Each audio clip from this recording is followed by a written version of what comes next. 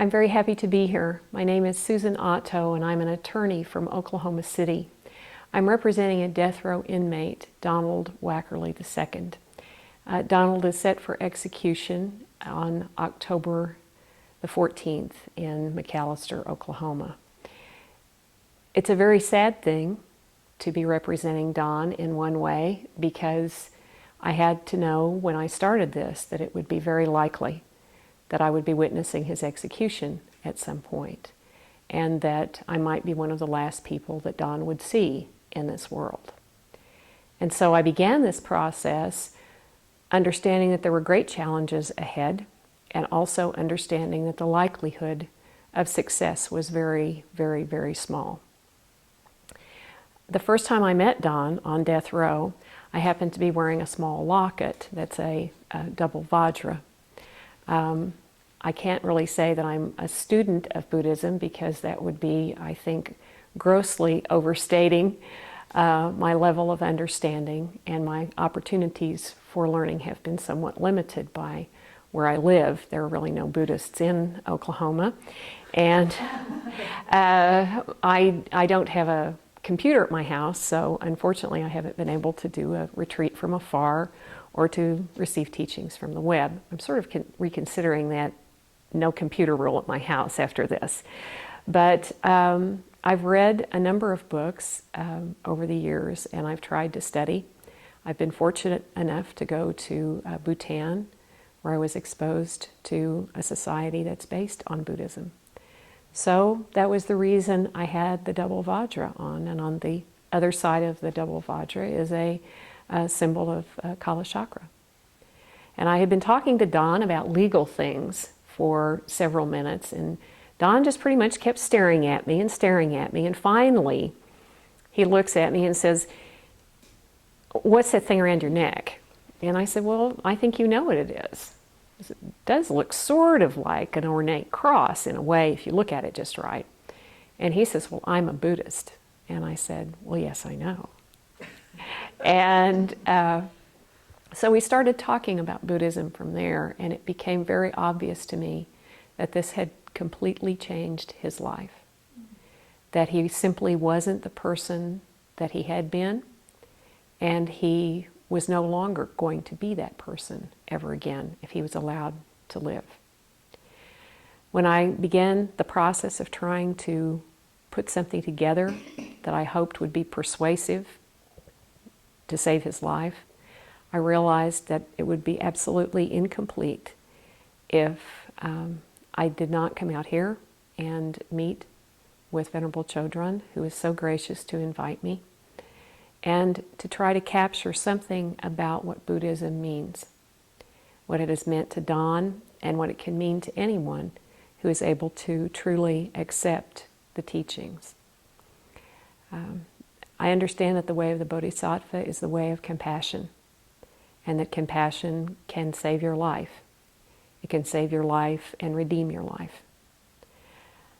I believe that Don really wants to live, but I think now he wants to live not because he doesn't want to die, which is the usual course. I want to live because I don't want to die.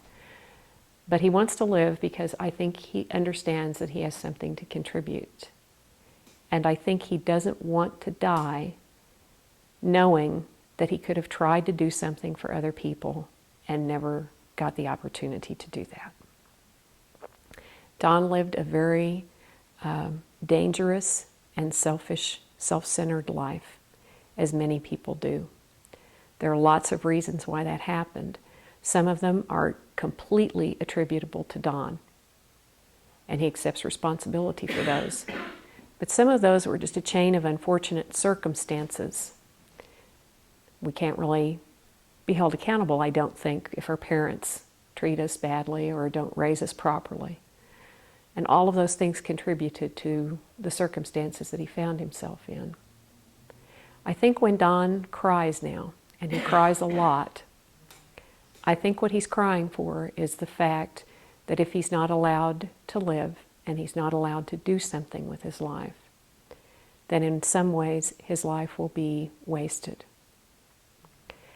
I think one of the most important things about all of this is that if Don dies on October the 14th, I want him to die knowing that his life had meaning.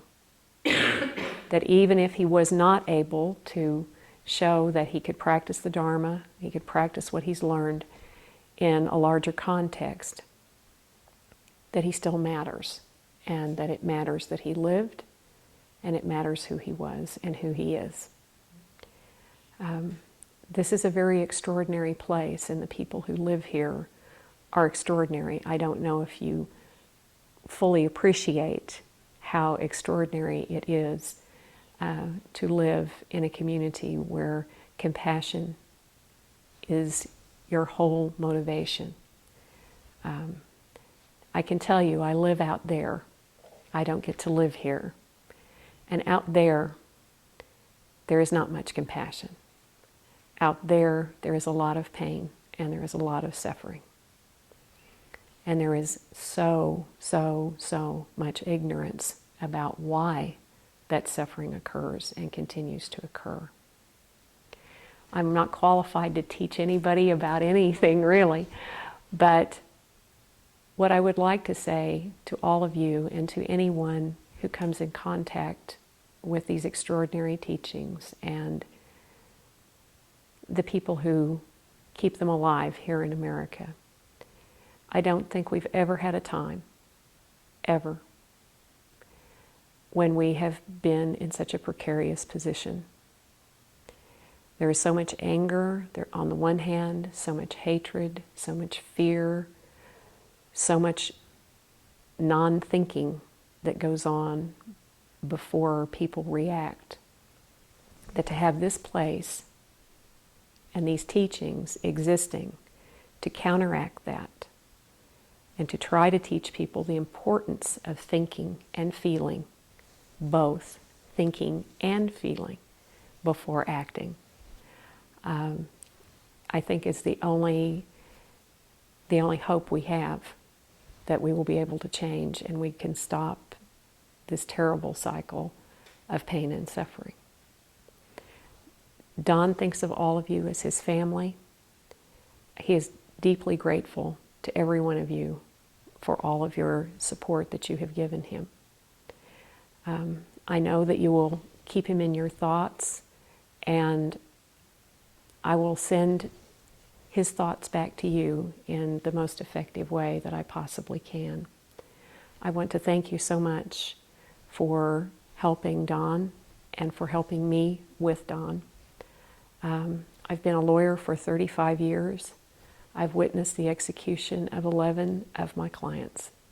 This will be my 12th execution if it happens. The worst ones are the ones where people die in fear and anger. And I believe that Don will be spared that, even if his life isn't spared. I can't thank you enough for that. It is such a blessing and such an important thing. I hope you all prosper in everything you do. I hope this place stands for 1,000 years and just gets bigger and bigger. And who knows, maybe it will be like that pebble that drops, and this wave of compassion will somehow overwhelm us, and at last we can learn to live in peace with each other. I thank you all so much.